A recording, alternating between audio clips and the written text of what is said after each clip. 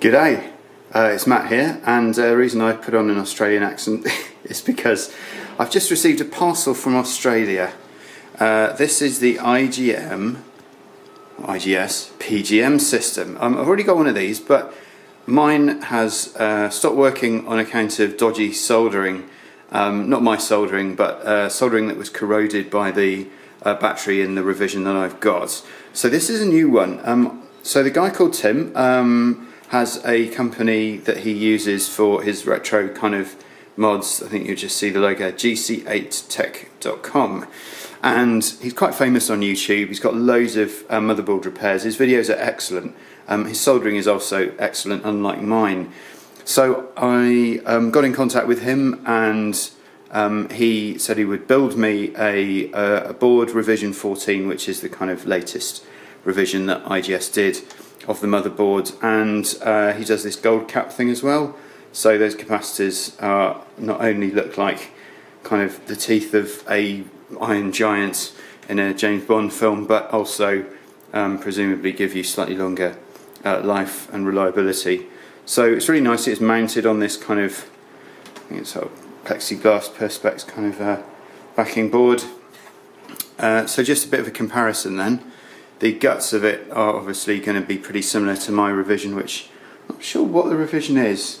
I think I checked it on a YouTube video. My old one, which is this one, it's a decent board, except for the fact that there was some battery corrosion down there, which actually affected a really small, tiny little component right in the corner of the board, which I think is the reason it doesn't work. So anyway, that's the other revision. So side by side, you know, they're kind of more or less identical, with the exception of the capacitors. Obviously, it's slightly differently configured, the revision 14. You can see a few differences there, particularly around the front, but you know, nothing major.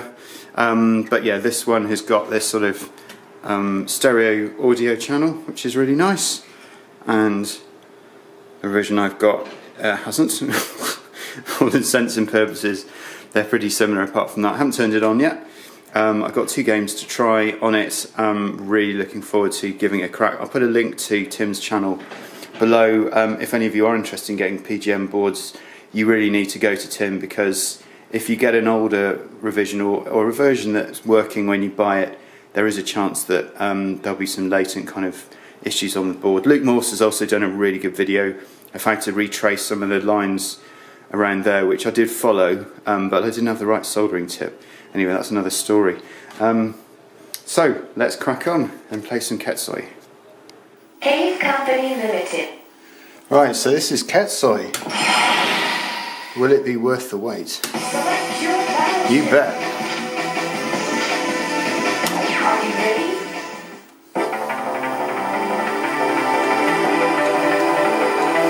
Oh yeah.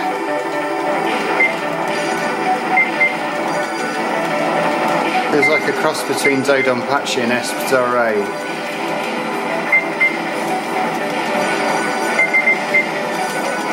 I'm sure there's heaps of both games influenced in here. I think this is one of that guy called Joker Jinrei. I think this might be one of his.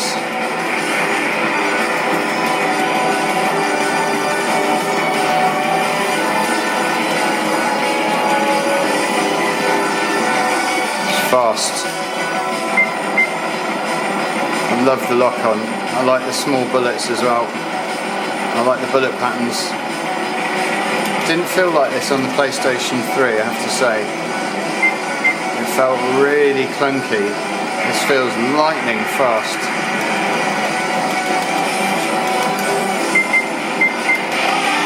And the controls and the gameplay are absolutely spot on. I would say this is Cave's Battle Batrider. He's kind of taken a formula and used it in a standalone game, which perhaps doesn't have the same kind of wow factor as Garega or, you know, Dodonpachi, but they've crammed the gameplay, they've tuned it, they've really hit the nail on the head in terms of what game mechanics work, what scoring mechanics work, how people's brains work. And there's also got loads of helicopters in, so it's quite similar to Batrider in that respect. Some weird bullet patterns there. Pink bullets. And these kind of... Dropped a smart bomb yet? Might need to in a second. Oh my god, that was lucky. Didn't expect the bullets to speed up. Nice explosion.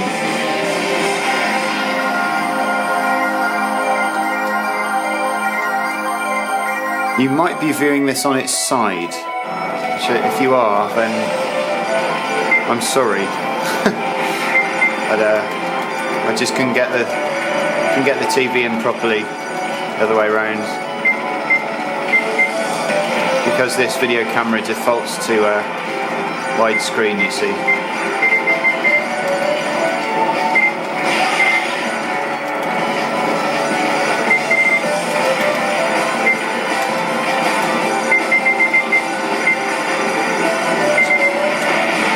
To use a smart bomb there. So there's some kind of chaining thing going on. 119 at the moment. Oh, this is fantastic. Oh. Too close. That is just a fantastic boss. The bullet patterns are just works of art. That is a challenging bullet pattern, but it's not cheap and it's not impossible.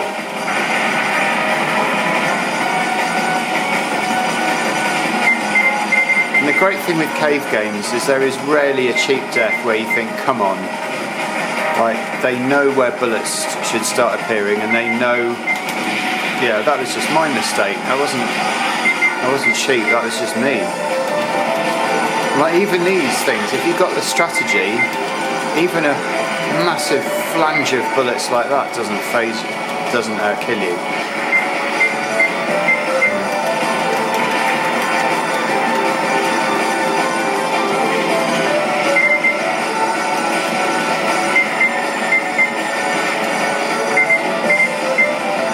I will not be continuing.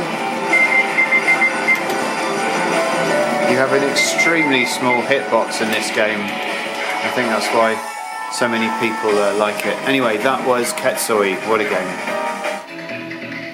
Well, I've got Ghostblade HD running here through the PlayStation 4, and as you can see, I've hooked it up to a 22-inch widescreen TFT monitor. It actually doesn't work quite as well on a joypad. I didn't know my controls to start with.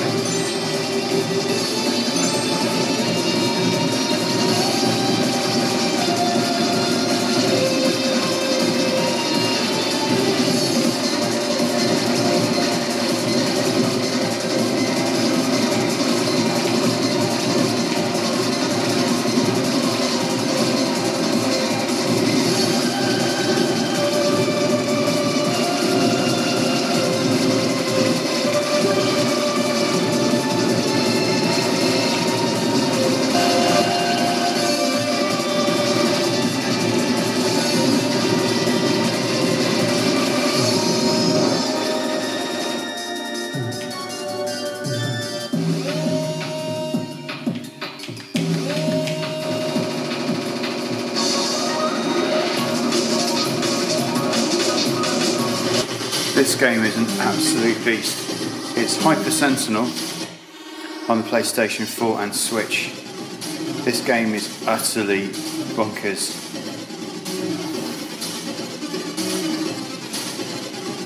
Many of you will recognise this game as a Iridium clone.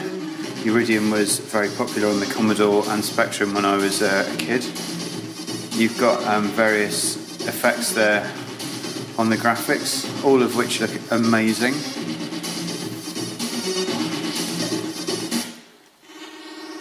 So the objective is to blow up all the ground stuff on the ground. I mean, it looks identical to Iridium. And actually, if you go into the graphics mode and choose Spectrum, I mean, you might as well be playing it, apart from the fact that it's got a few nutty effects. So the advantage on this version is you get a little arrow showing you where the ground targets are, and you get a boss, which is a nice touch, and you get power-ups.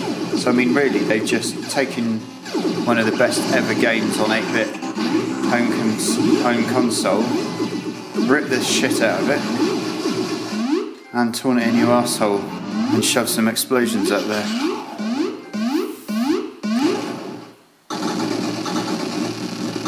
And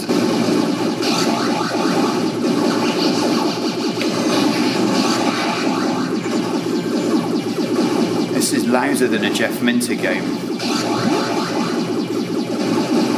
Makes Jeff Minter look like he programs business software, this game. Okay, we have a boss. We have a couple of bosses. Now I could really do with some power-ups to get these bosses.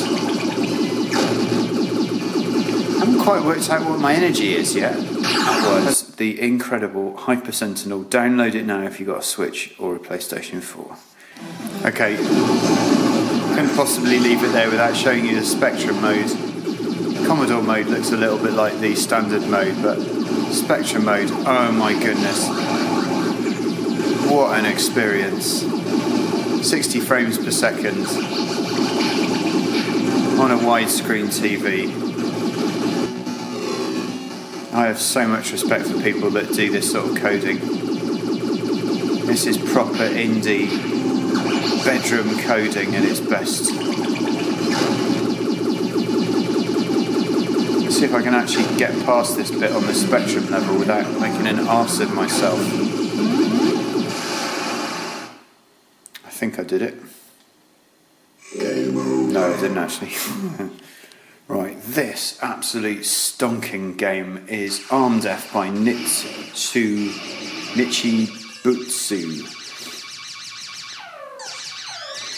I think they also made Terra Cresta and a bunch of other. Has to be said, this is quite brutal, this game. Oh